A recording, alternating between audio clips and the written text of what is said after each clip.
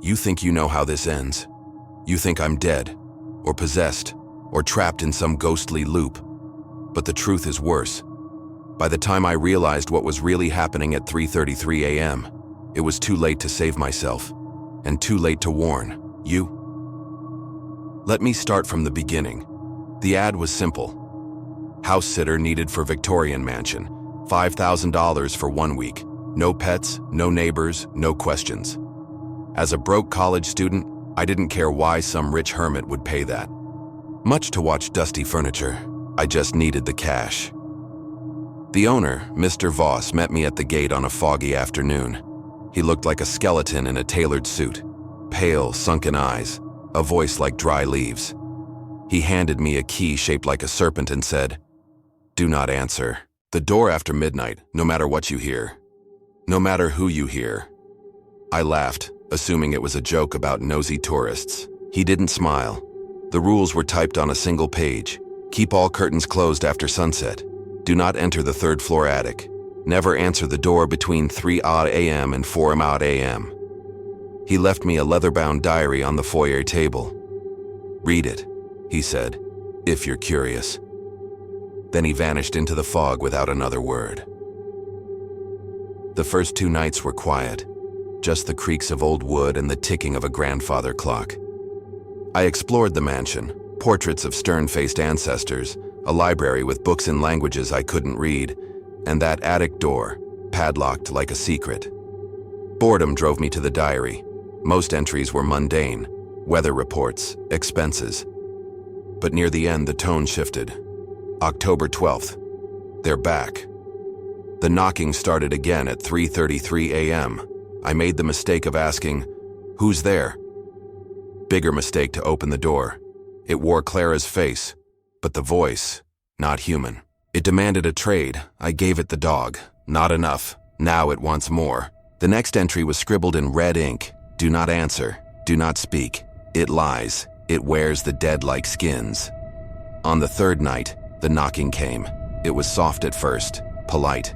3:15 a.m. I stayed in bed, headphones blasting music. But by 3:30, the knocks turned violent, like fists hammering wood. The whole house shook. I grabbed a fireplace poker and crept downstairs. The entryway was ice cold. The grandfather clock chimed 3:33, then silence. A woman's voice sobbed outside. "Please help me, he's chasing me." It sounded young, terrified. My hand hovered over the lock. Mr. Voss's warning echoed, but what if someone was really in trouble? I opened the door. She stood there in a torn nightgown, barefoot, her face streaked with tears. "Thank God," she whimpered. "He's coming. You have to." Behind her, the fog coiled into a shape, tall, jagged, glowing with faint blue light. She turned and screamed as it lunged. I slammed the door, but something slithered through the crack, a tendril of smoke. It wrapped around my wrist, burning like dry ice. The girl's screams cut off abruptly. The smoke retreated, dragging something behind it. A faint giggle echoed as the clock struck 4 a.m. The next morning, there was no sign of the girl. No footprints, no blood. Just the diary flipped open to a new page I hadn't seen before. "Welcome to the bargain. You opened the door. You accepted the terms. Now it will take its payment. 1 life per night until the weekends. You've given it the girl. Who will you give tomorrow?" I tried to leave. The gates were locked. My phone had no signal. The attic key glinted on the table, though I never unlocked it. That's when I realized Mr. Voss wasn't the owner. He was the last house sitter, and I'd just become the new bait.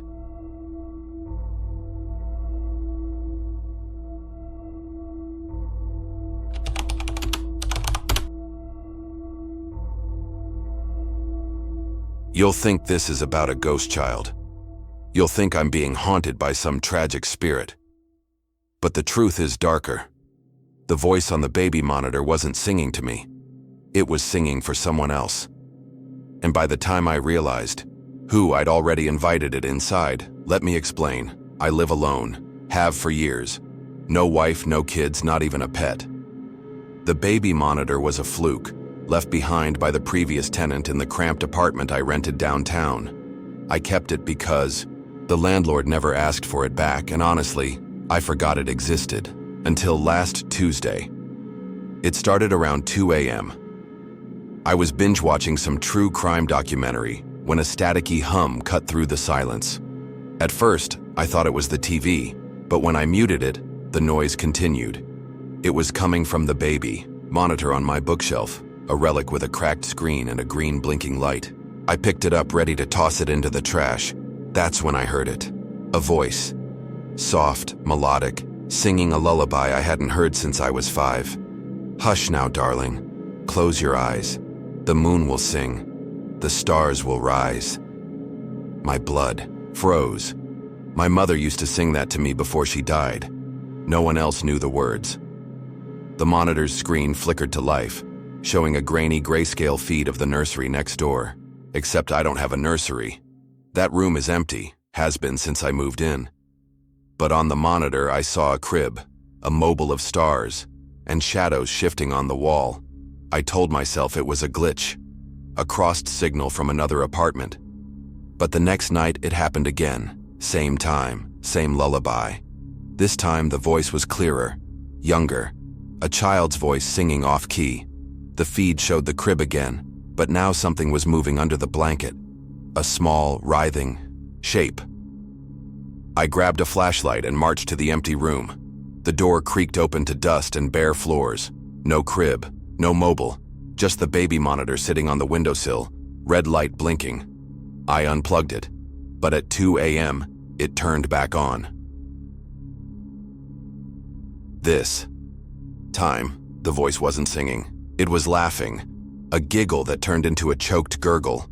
The screen showed the crib shaking violently, the blanket sliding off to reveal nothing, just an empty mattress.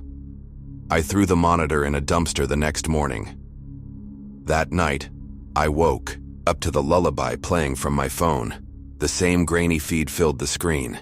The crib was back, and now a figure stood beside it, a tall silhouette with elongated limbs rocking the invisible child. The voice sang faster, distorted. "Hush now, darling. Don't you cry. We'll play forever when you die." I smashed my phone. Bad idea. The landline started ringing. No one's called that thing in years. I answered, and the child's voice whispered, "You hung up too soon. I want to show you my room." The nursery door was open when I turned around. Inside, the crib was real. The mobile spun slowly, stars glinting in the dark. The blanket was lumped over something small. I told myself not to look, but I did. It wasn't a child. It was a doll. Porcelain, face cracked, button eyes missing, limbs twisted backward, and under its dress a photo was pinned. A faded picture of me as a toddler sitting on my mother's lap. She was smiling, but her eyes were blacked out. The monitor screeched to life behind me. The figure from the feed stood in the doorway, its head brushing the ceiling. It had no face, just a mouth stretched into a grin too wide for a human jaw. The child's voice spilled out of it. "Mommy says it's your turn to sing." I ran. Didn't grab shoes, keys, anything. Pounded on neighbors' doors. No one answered.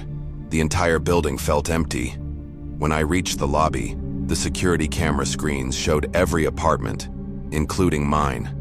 The nursery was packed with dolls now, all staring at the camera.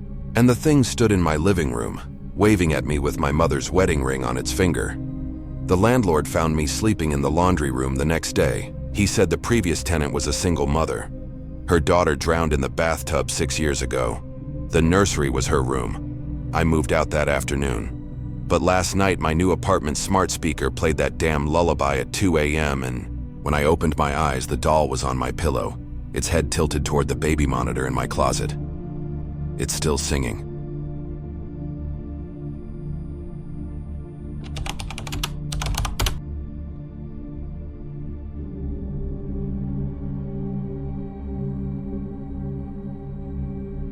You'll assume the stranger in the mirror wants to hurt me. You'll think this is a classic ghost story. But here's the truth. The reflection isn't trapped in the mirror. It's trapped outside of it. And by the time I realized what it needed to break free, I'd already given it the one thing it couldn't steal on its own. Let me back up. I bought the mirror on a paranormal auction site. Antique Victorian mirror, haunted, the listing said. Original owner died under mysterious circumstances, sold as is. I'm a skeptic, but the price was laughably low, and my apartment needed decor. When it arrived, it looked ordinary. Oval frame, tarnished silver edges, a faint crack near the bottom. I hung it in the hallway. The first week, nothing happened. Then on a Tuesday morning, I caught a flicker in the reflection as I passed by. A man stood behind me, tall and gaunt, wearing a suit that looked wrong. Too stiff, like it was made of paper. I spun around. No one there. I chalked it up to sleep deprivation, but it kept happening. Every time I glanced at the mirror, he'd be closer, behind me at the breakfast table, leaning over my shoulder while I brushed my teeth. His face blurred, like someone had smudged wet paint over his features. I covered the mirror with a sheet. That night, I woke up to the sound of fabric tearing. The sheet lay shredded on the floor. I tried to get rid of it. Sold it online for double what I paid. The buyer returned it the next day, furious. "Your prank isn't funny," he said. "I saw my dead brother in that thing." He left the mirror on my porch. I threw it in a dumpster. It was back in my hallway by sunset, frame cold to the touch. That's when I noticed the crack spreading.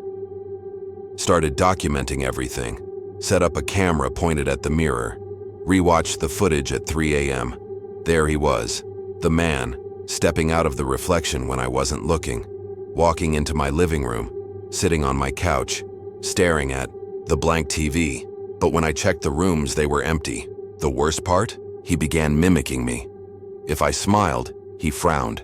If I raised my left hand, he raised his right, like a twisted version of my movements. Then, one night, he didn't mimic me at all.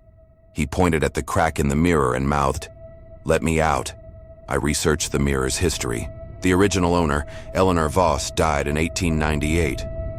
Newspaper archives said she'd been found fused to her bedroom floor, her skin covered in silver residue. The mirror was the only item left in the house. The crack grew longer, splitting the glass into jagged lines. The man's face sharpened. He looked like me now. Same stubble, same scar on the chin. But his eyes were hollow, hungry. Last Thursday, I woke up to the mirror fogged up, words scrawled in the condensation. "You're almost ready." I grabbed a hammer and swung at the glass. It didn't shatter. The man in the mirror laughed, silent and slow, as the hammer passed through like the mirror was made of smoke. Night, I saw him in my bedroom. Not in the mirror, in the corner, solid and real. He pointed at the mirror and shook his head. Then he stepped into the wall and vanished. The crack split the mirror in half this morning. The man's reflection, is gone. But when I look in the glass now, my apartment is different. Older, dusty, and I'm not alone. Dozens of blurred figures shuffle in the background, trapped behind the silver surface. Here's the thing. The man wasn't trying to haunt me. He was trying to warn me. The mirror isn't a portal. It's a snapshot. Every time someone dies, near it their reflection gets stuck in a loop, forced to relive their final moments. Eleanor Voss didn't fuse to the floor. She fused to the mirror. And now, thanks to me, the crack has become a door. The man's reflection is free, but mine isn't. If you've made it this far, then you know this story is just the beginning. But trust me, you won't want to miss what's coming next. If you haven't already, hit that subscribe button and turn on the notification bell so you never miss a spine-chilling moment. Every week, we dive deeper into the unknown, unraveling dark stories and unexplained mysteries that'll keep you up at night. And hey, if you enjoyed the terror, share this with your friends, because what's the fun in being scared alone, right? Let them experience the thrill, the suspense, and the heart-pounding moments with you. Trust me, they'll thank you later. Stay tuned for more stories, and remember, the darkness is always closer than you think. Subscribe now, and let's keep exploring the unknown together.